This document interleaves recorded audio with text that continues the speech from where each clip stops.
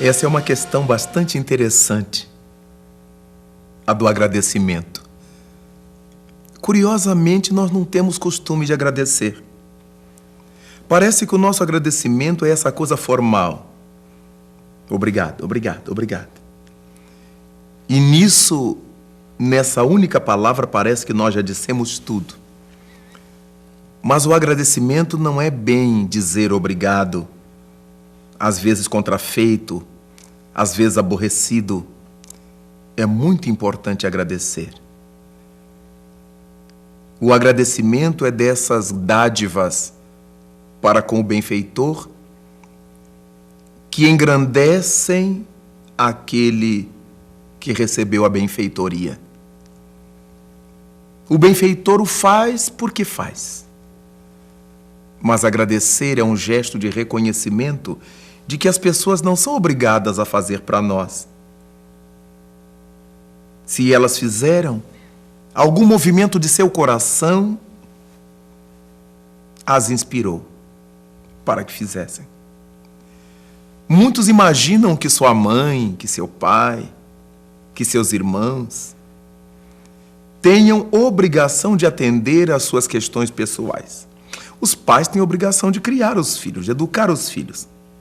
Mas quando trazem um doce da rua, trazem um brinquedo da loja, uma camisa nova, ou nos levam para um passeio, já é um acréscimo. Já é algo além. Quando sentam conosco e conosco conversam, quando nos permitem ampliar a nossa cultura, trabalhar a nossa sensibilidade, nos põe numa aula de música, de violão, de karatê, de judô, de capoeira, já é algo extra. Quando nós pensamos nisso, verificamos quão pouco agradecemos aos nossos pais. Mas quero repetir, não se trata do agradecimento com uma palavra muito obrigado. Se trata do agradecimento com a nossa maneira de ser com eles, de viver com eles, de atuar junto deles. Quantos são os filhos ingratos para com suas mães, para com seus pais?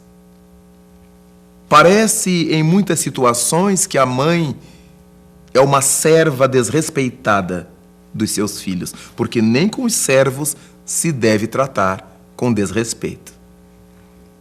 Quantos são os filhos que gritam, que batem portas, que se atormentam de tal maneira que agridem, até fisicamente, as suas mães?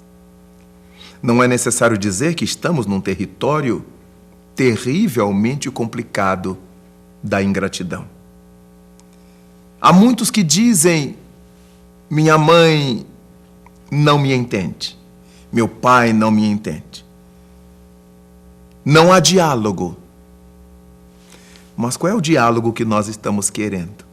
Muitas vezes queremos o diálogo em que eles nos aprovem sempre, ou façam o que a gente está pedindo, ou comprem o que a gente deseja. Cada vez que eles nos dizem não, não pode ser, não podemos, não há diálogo. Interpretações nossas. Esse é um tipo de ingratidão indesculpável. Porque nós, os filhos, devemos tudo aos nossos pais. Nós, os filhos, devemos a vida aos nossos pais. Minha mãe é analfabeta, minha mãe é nervosa, minha mãe... Nossa mãe pode ser o que for, mas ela é nossa mãe. Foi graças a essa mulher analfabeta, tensa, nervosa, que nós nascemos. Há tantas outras mulheres calmas, incultas que odeiam filhos, que detestam crianças. Só por essa razão nossa mãe merece o nosso respeito, o nosso carinho, a nossa atenção, a nossa gratidão. E curiosamente, somente quando elas partem é que nós reconhecemos o quanto elas eram importantes para nós. Quantas vezes dizemos que o nosso pai não nos dá carinho, não nos abraça, nunca teve um gesto de ternura com a gente e nos tratava sempre de certa forma distante. Mas esses pais nunca deixaram nos faltar nada. Sempre nos acobertaram com a sua proteção. Jamais tiveram fim de semana para si, trabalhando sempre a fim de que nós pudéssemos nos banquetear com os benefícios domésticos. Isso tudo precisa ser muito bem pensado, porque quando nós lemos os mandamentos recebidos por Moisés no Sinai, um deles nos chama a atenção. Honra teu pai e tua mãe, a fim de viveres longo tempo na terra que o Senhor teu Deus te dará. Quem não consegue respeitar, honrar, agradecer a pai e mãe, não fará isto com mais ninguém.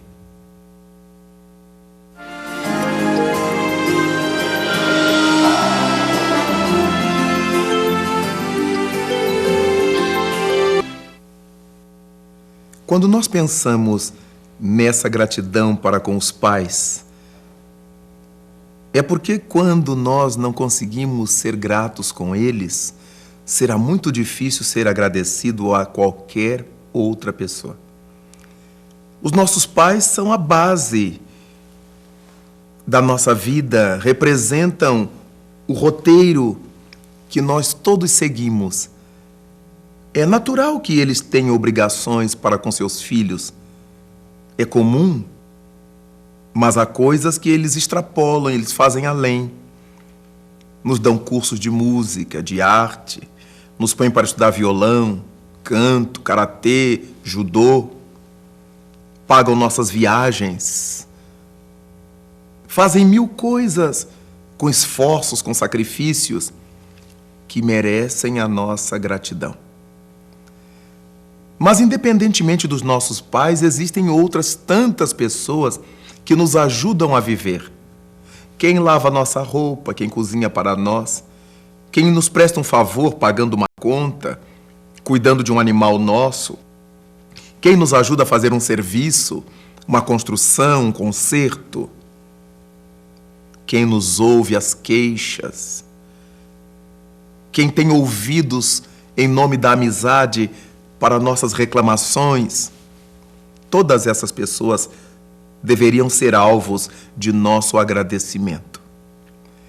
Então, agradecer não será propriamente dizer palavras, mas viver de tal maneira essas relações que as pessoas nelas envolvidas se sentissem gratificadas. Como é importante sermos fiéis aos amigos, aos nossos bons amigos, o respeito que devemos a eles, nada obstante a liberdade que tenhamos, mas há uma parede de vidro entre nós que se chama respeito. Respeito ao outro, à individualidade, aos gostos. E nada isso impede a nossa amizade, o nosso bem-querer.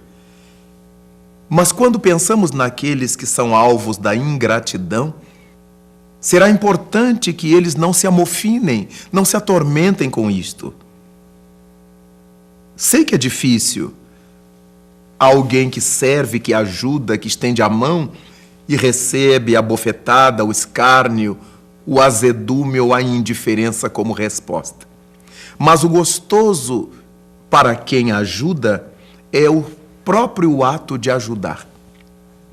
Aquele que ama se sente gratificado não com a gratidão dos outros, mas com a possibilidade de amar, de ter amado, de vir a amar.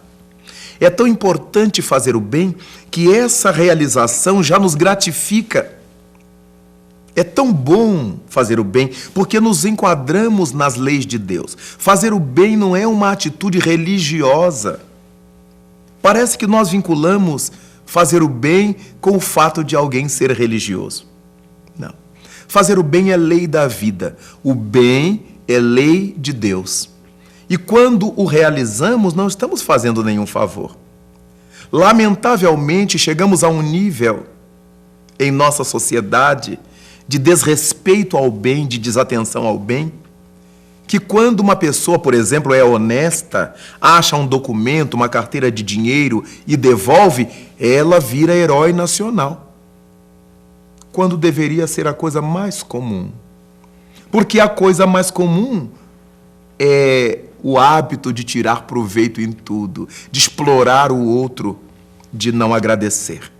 Como se as pessoas tivessem obrigação de nos servir. É tão bom quando quem faz o bem não tem nenhum desejo de receber agradecimento. O agradecimento já está na própria consciência de ter agido de conformidade com a lei da vida. E a lei da vida é a lei de Deus. Fazer o que seja cabível, distinguir o bem do mal, isto faz parte dos nossos deveres. Então, fazer o bem não deveria ser uma atitude para guardarmos gratidão de ninguém. Ninguém se frustre. Faça o bem, sabendo que poderá não receber nenhuma reciprocidade. É muito comum percebermos que as pessoas têm mágoa de quem lhes faz o bem. Parece que se volta contra, se sentem magoadas por terem sido ajudadas, se sentem humilhadas, como muitos verbalizam. São criaturas orgulhosas, muitas vezes, e que por isso não se dobram, não sabem agradecer. Quem fez por elas não fez mais que obrigação, admitem. Mas quem faz o bem, quem realiza essa proeza de amar, de servir ao próximo, de servir ao semelhante, não se atormente quando não houver gratificação, quando não houver agradecimento, porque a nossa consciência, que é onde residem as leis de Deus já assimiladas por nós, já nos gratificou. Já disse que somos parte do rebanho do nosso Criador, dos amigos de Cristo, realizando luz pela terra inteira.